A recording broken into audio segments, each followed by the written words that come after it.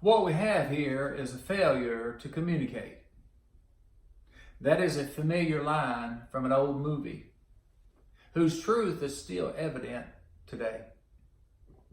Your personal success in life is in large part due to your ability to effectively communicate with other people. President Gerald Ford said that if he had the chance to do it over again and return to college, he would concentrate on two things: learning to write effectively and learning to speak effectively. He went on to say this, that nothing in life is more important than a person's ability to communicate effectively with others. This is true in your personal life as well as in your professional life. In your professional life, good communication will help you conduct fruitful meetings. Good communication will help you in your conversations with team members. Good communication will help you when you make presentations in which you cast vision for your team, for your company, for your business. Today I want to share with you 3 ideas of effective communication that I hope will benefit you. 3 C's of effective communication. The first C stands for context. Context.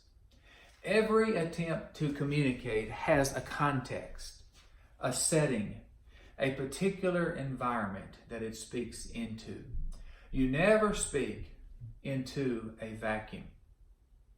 Therefore, acquainting yourselves with the setting, with the environment, with the expectations, with the interest of those that you're trying to connect with will help you be more effective. A number of years ago, I was invited to deliver a speech at the grad school that I attended in Texas. That was a big deal for me because, I realized that the day I gave that speech, that there would be faculty members there that were teachers when I was a student years earlier. I realized there would be about 1,500 students that would be in attendance. And I knew that there would be some colleagues there from a board I was serving on at the time, so I wanted to do the best job I could. Started my preparation a couple of months early, and I was reading in a book by Mark Sanborn, an excellent communicator, in which he encourages us to take the setting seriously. And he said, do everything that you can to familiarize yourself with the setting that you're going to be in. I got an idea. I made a trip to Texas and I went down to the place where I'd be delivering that speech. I familiarized myself with the room, with the students, with the setting. I even worked on my presentation while I was there to take seriously the context that I was going to be speaking in. Well, the speech ended up going very well. I received a lot of encouragement from people who were in attendance. I remember receiving a letter from one of the faculty members that said, in effect, he said, "You spoke to the needs of the students better than anybody has in years," and he thanked me. I think some of my success that day was due to my taking seriously the context that I was speaking into. The first C is context, the environment, the setting that you are attempting to communicate in. The second C stands for connection. Connection. You can't have effective communication from a distance. You can't communicate with people effectively from a distance. The first class I took in college on speech communication, we would deliver the speech and then we'd be critiqued by the students that were present. And I remember probably the very first speech I gave, I know it was that first semester, afterwards I was critiqued, and one young lady in the class critique of my speech was this: he seemed aloof. Aloof.